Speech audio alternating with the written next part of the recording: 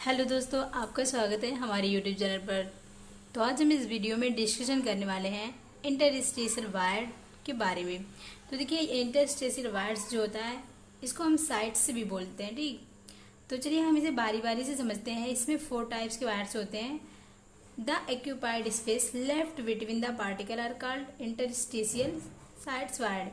यानी कि जो पार्टिकल के बीच में जो स्पेस एक्यूपाई होता है, यानी कि जो स्पेस खाली होता है, जो स्पेस घिरा होता है, उस स्पेस को हम वायर कहते हैं। यानी कि जो स्पेस बचा होता है, एक तरीके से हम इसे ये भी बोल सकते हैं। अब देखिए, ये 4 टाइप का होता है: trigonal wires, tetrahedral wires, octahedral wires, cubic wires. अब ट्राइगोनल वायर्स क्या होते हैं इसको हम देख लेते हैं। देखिए, trigonal wires triangular space surrounded by 3 particles which lie at the vertices of an equilateral triangle। अब देखिए, ये जो वायर्स होता है ये 3, यानी कि इनका जो 3 पार्टिकल से जो यहाँ पे जगह खाली बनता है, यानी कि जो ये तीनों पार्टिकल्स एक दूसरे से कनेक्ट है, लेकिन इसके बीच में यहाँ पे जो जगह खाली है इसमें ही वायर्स प्रेजेंट होते हैं। इसी को हम वायर्स बोलते हैं या फिर साइड्स बोलते हैं, ठीक। अब देखिए, यहाँ पे जो इसका रेडियस ऑफ वायर होता है यह होता है 0.155 आर के बराबर होता है, ठीक। यानी कि वायर्स जो ट्रायंगुलर वायर्स होते हैं उनका रेडियस 0.155 आर के बराबर होता है। अब इसी तरीके से टेट्राहेड्रल वायर्स को हम देख लेते हैं। देखिए, टेट्राहेड्रल वायर्स में क्या होता है, इसमें जो होता है, देखिए 3 पार्टिकल्स इसमें भी है, बीच में यहाँ पे स्पेस है, तो इसको हम टेट्राहेड्रल वायर्स बोलते हैं। लेकिन ये जो ऊपर वाला आप देख रहे हैं, ये वाला जो है पार्टिकल, ये 3 जो पार्टिकल है इनके ऊपर ये प्रेजेंट है। यानी कि 3 पार्टिकल रखे हुए हैं, मान लीजिए प्लेन में, फिर उसके ऊपर एक और पार्टिकल रख दिया गया है जस्ट उसके बीच में। तो उसके बीच में जो वो जगह बन रही है वो यानी कि वो टेट्राहेड्रल वायर है। यानी कि एक तरीके से ये 4 स्फीयर से घिरे होते हैं, ठीक। अब देखिए, यहाँ पे भी वही फिगर दिखाया गया है। अब देखिए, ये पॉइंट क्या है, a simple triangular wire surrounded by 4 sphere is called tetrahedral wire. यानी कि जो सिंपल ट्राइंगुलर इसमें बन जाता है, एक तरीके से समझ लीजिए। तो फिर वो जो वायर होता है वो 4 स्फीयर से घिरा होता है, इसलिए हम इसे टेट्राहेड्रल वायर्स बोलते हैं, ठीक। अब देखिए आगे क्या होता है, the shape of wires is not tetrahedral. लेकिन जो वायर्स का शेप होता है वो टेट्राहेड्रल नहीं होता है, यानी कि इनका जो सारा रेडियस होता है वो बराबर नहीं होता है। यानी कि वो 3 नीचे वाले पार्टिकल और एक ऊपर वाले पार्टिकल से घिरा है, ना कि प्लेन में 4 पार्टिकल की वजह से वो वायर से बना है, बल्कि वो 3 पार्टिकल है, उसके ऊपर एक और पार्टिकल रखा गया है, उसके बीच में जो जगह है उसी को हम टेट्राहेड्रल वायर बोलते हैं, ठीक। अब जैसे कि मान लीजिए 3 गेंदों को हम मिला करके रख दिया, उसके बीच में जो जगह बन रही है वहां पे हम बीच में एक और गेंद रख दे रहे हैं, तो बीच में एक स्फीयर बन जाएगा, यानी कि स्पेस बन जाएगा। उस स्पेस में जो जगह है उसी को वायर बोल रहे हैं, ठीक। तो वो अपने आकार के कारण टेट्राहेड्रल नहीं है, यानी कि उस वायर का जो शेप है वो टेट्राहेड्रल नहीं है, बल्कि जो उसका अरेंजमेंट है स्फीयर का, यानी कि जो वायर्स के चारों तरफ स्फीयर का अरेंजमेंट है वो टेट्राहेड्रल वायर है, इसलिए हम इसे टेट्राहेड्रल वायर बोल रहे हैं, ठीक। अब देखिए अगला क्या है, तीसरा वाला जो है ऑक्टाहेड्रल वायर्स। ऑक्टाहेड्रल वायर्स में क्या होता है, 3 मान लीजिए प्लेन में गेंद रखे हुए हैं, फिर उसके ऊपर बारी बारी से एक और यहाँ पे गेंद रखा गया है, ठीक। तो उसके बीच में जो जगह देखिए यहाँ पे बन रही है, ये जो है ऑक्टाहेड्रल वायर कहलाएगा।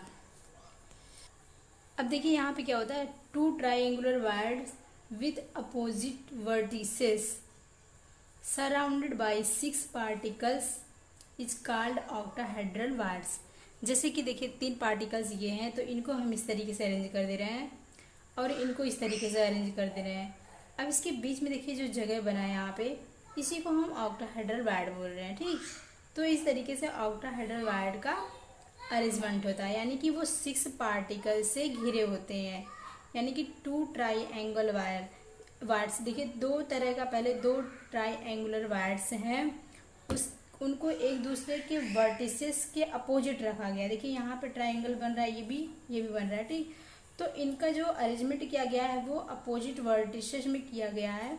तो उसके बीच में जो जगह बन रही है, यानी कि सराउंडेड 6 पार्टिकल, जो जगह है वो 6 पार्टिकल से घिर गई है। तो इस तरीके से जो वार्ड बन रहा है वो ऑक्टाहेड्रल वार्ड है। देखिए ये 6 पार्टिकल से घिरा हुआ है, यानी कि यहाँ पे। अब अगला जो हमारा फोर्थ वाला है ये है क्यूबिक वार्ड्स।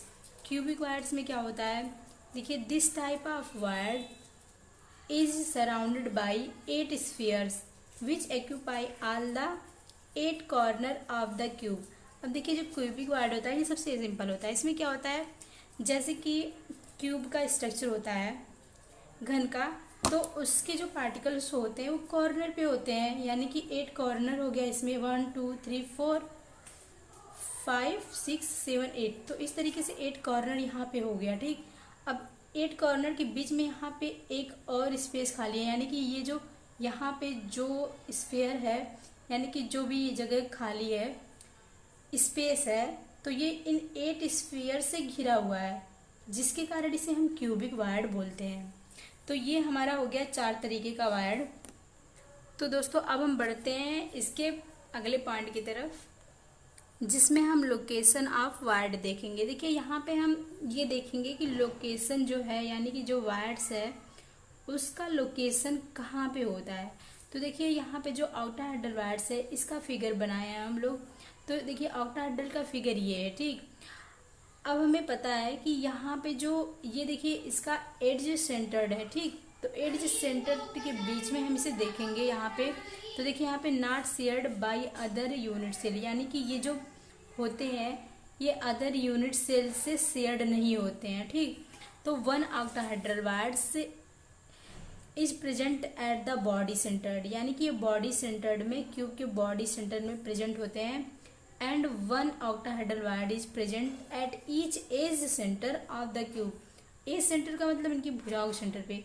तो इस तरीके से यहाँ पे क्या हो रहा है, not shared by other unit cell, यानी कि ये अदर यूनिट सेल से अपना जो कनेक्शन है उसको शेयर नहीं कर रहे हैं, ठीक। यानी कि वो खुद से ही, खुद में ही प्रेजेंट है। अब खुद का मतलब क्या है, यहाँ पे present at the body centre, यानी कि ये बॉडी सेंटर यानी कि क्यूब के बॉडी सेंटर में ही प्रेजेंट है। तो अब देखिए यहाँ पे हम total number of octahedral void per unit cell में निकालते हैं। तो इसका फार्मूला यही होगा 12 × 1/4।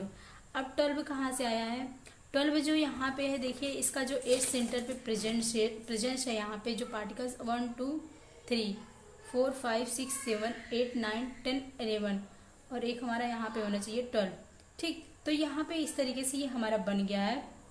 तो कुल जो पार्टिकल्स हैं 12 हैं। तो यहाँ पे जो पार्टिकल्स 12 हैं, तो इसलिए और सबकी भागीदारी इसमें कितनी है, 1/4 की है। तो यहाँ पे इसका फार्मूला मिलेगा 12 × 1/4 + 1। 1 क्या है, जो एक इसमें पूरी तरीके से प्रेजेंट है, यानी कि बॉडी सेंटर्ड में प्रेजेंट है क्यूबिक के, ठीक। तो ये हमारा इसका नंबर मिल जाएगा, number of octahedral void per unit cell में कितना होगा, 4 होगा, यानी कि एक यूनिट सेल में ऑक्टाहेड्रल वार्ड्स की संख्या 4 होगी, ठीक। अब देखिए हम टेट्राहेड्रल वार्ड्स का देख लेते हैं। तो देखिए ये इसका फिगर है टेट्राहेड्रल वार्ड्स का। टेट्राहेड्रल वार्ड्स यहाँ पे प्रेजेंट होते हैं। There are 8 tetrahedral voids, 1 at each corner of the unit cell, यानी कि इसमें जो टेट्राहेड्रल वार्ड्स होते हैं 8 होते हैं। और ये कहाँ पे प्रेजेंट होते हैं, ये प्रत्येक कॉर्नर पे प्रेजेंट होते हैं। देखिए यहाँ पे जो कॉर्नर है यहीं पे ये प्रेजेंट होते हैं, ठीक, यानी कि कॉर्नर में स्थित होते हैं। Tetrahedral voids are not shared by other unit cells. अब टेट्राहेड्रल जो वार्ड्स होते हैं ये भी अदर यूनिट सेल से शेयर्ड नहीं होते हैं। Hence number of tetrahedral voids per unit cell, यानी कि इस तरीके से जो नंबर ऑफ टेट्राहेड्रल वार्ड्स जो होता है उनका पर यूनिट में 8 ही होता है, ठीक। अब देखिए नंबर ऑफ वार्ड्स हम निकालते हैं यहाँ पे।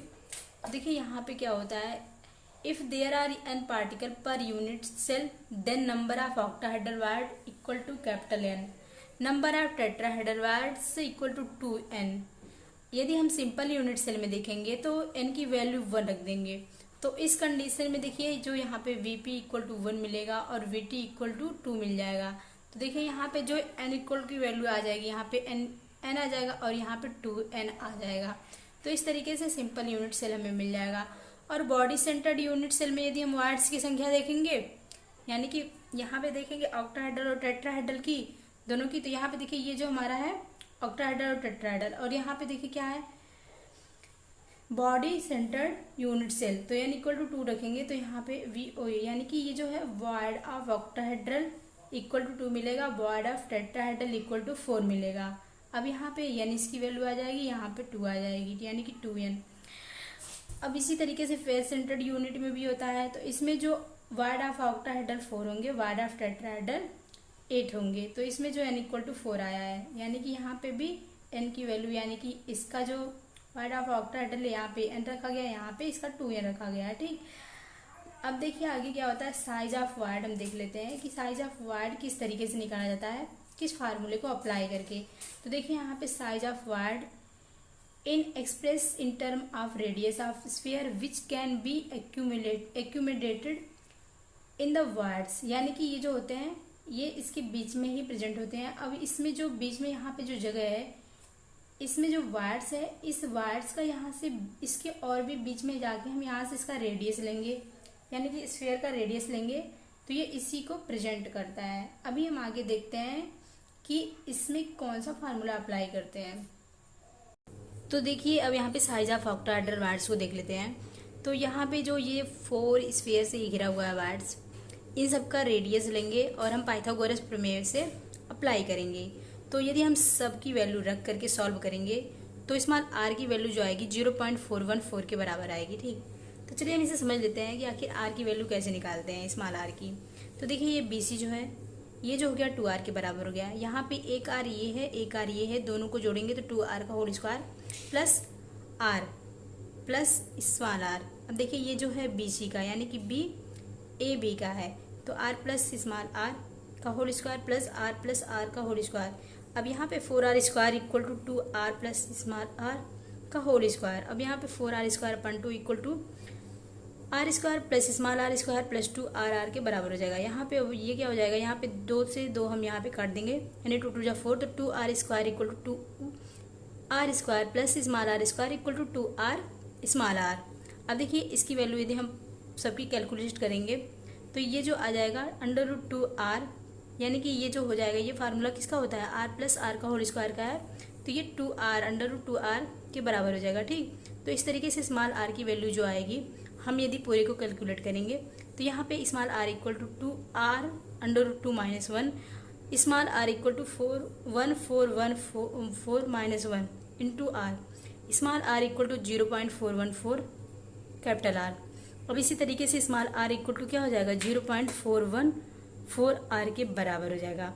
अब हम साइज ऑफ टेट्राहेड्रल वायर्स को देखते हैं। देखिए साइज ऑफ टेट्राहेड्रल वायर्स में क्या होता है, यहाँ पे फेस डायगोनल जो होता है AB equal to √a square plus a square, AB equal to a √2 यानी कि इक्वेशन फर्स्ट के बराबर होता है। अब इसी तरीके A से sphere A and B touched each other, hence AB equal to r plus r equal to 2r के बराबर हो जाएगा। a √2 equal to 2 capital R, r equal to √2/2 into a, equation second हो जाएगा। ठीक, अब यहाँ पे बॉडी डायगोनल जो AD है ये √AB square plus BC square के हो जाएगा। अब यहाँ पे √2 का whole square plus a square के बराबर होगा। अब इसी तरीके से 2r plus r equal to √3a square equal to a √3 के बराबर हो जाएगा। r plus r equal to √3/2 into a के बराबर हो जाएगा। ये इक्वेशन थर्ड हो जाएगा। ठीक, अब देखिए यहाँ से हम dividing equation third by second कर देंगे, यानी कि इक्वेशन थर्ड को हम सेकंड से डिवाइड कर देंगे। तो r plus r upon capital R की वैल्यू यहाँ पे डिवाइडेड बाई कैपिटल R की वैल्यू यदि हम रखेंगे तो ये जो हमें पूरा वैल्यू अगर हम कैलकुलेट करेंगे तो यहाँ पे ये हमें 3/2 के बराबर मिल जाएगा। ठीक, यानी कि r plus small r upon r equal to 3/2 हो गया। अब देखिए इसी तरीके से 1 plus small r upon capital R equal to √3/2, तो r upon r equal to √3/2 minus 1, small r upon capital R equal to √3 minus √2 upon √2 के बराबर हो गया। अब यहाँ से हम r की वैल्यू निकाल लेंगे, तो ये √3 की वैल्यू क्या होती है 1.732 माइनस 4141 अपान 1414 इक्वल टू 0.318 अपान 1.414। तो इसको यदि हम सॉल्व करेंगे तो ये 0.225 के बराबर आ जाएगा, यानी कि जो स्मॉल r है ये 0.225 इंटू कैपिटल आर के बराबर है। अब देखिए ये टेट्राहेड्रल के लिए है ना, यानी कि टेट्राहेड्रल के लिए जो स्मॉल आर की वैल्यू होती है ये 0.225 इंटू आर के बराबर होती है, और वहीं पे ऑक्टाहेड्रल के लिए जो वैल्यू होती है वो 0.514 के बराबर होती है।